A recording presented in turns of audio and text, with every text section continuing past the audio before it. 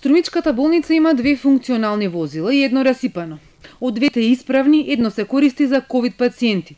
Но за потребите на Струмичката болница за овие пациенти се користат и трите амбулантни возила на брзата помош, велат од Министерството за здравство. Директорот на болницата Наќа Гогов вчера се пожали на Фејсбук дека среде пандемија имаат мал број на болнички возила, кои се застарени и често се расипуваат. Побара и донации за ново болничко возило, но подоцна го повлече ваквиот статус. Денеска пак не одговори на повиците на Телма. Како болницата ќе функционира во ковид криза со застарен и проблематичен возен парк. Каква е состојбата со амбулантните возила низ цела држава? Вкупна бројка од Министерството за здравство најавија за утрешниот ден. Во моментов здравствен дом Скопје во своја собственост има 23 возила, 13 се на терен со комплетна медицинска екипа, 5 возила се користат за транспорт на пациент само со возач или медицинска сестра. Што се однесува до делот со набавка на нови возила, Министерството за здравство согласно потребите на здравствените установи ќе направи план за набавка на нови возила.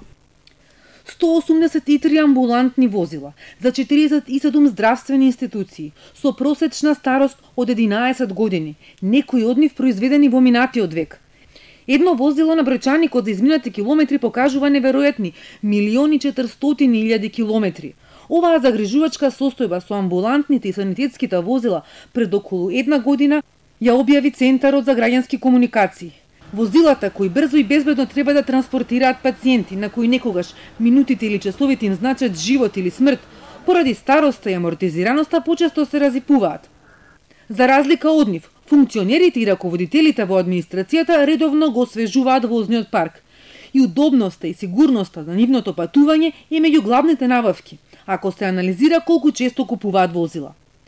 За само 3 години потрошени се 8 милиони евра за 2645 автомобили, покажува истражувањето на Центарот за граѓански комуникации. Ако ова 8 милиони евра го ставиме во однос на колку просечно чини едно амбулантно возило, ќе излезе дека можело со тие пари да се купат 200 амбулантни возила, нови, а ние сега имаме 183 стари. Значи, не велам да не се купат и службени возила, меѓутоа, со една рационализирање, мислам дека може ресурсите да се насочат онаму каде што најмногу ни требаат.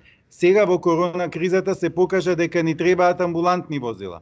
Кога изгоре пред некое време некоја институција, се покажа дека ни требаат противпожарни возила. Значи, прво ни требаат возила за заштита на луѓето, на животот на луѓето. Пари има, бидејќи еве, ако има за возила службени, значи има и за амбулантни и противпожарни. Значи, парите и онака се потрошени, мислам дека треба малце понаменски да се потрошат.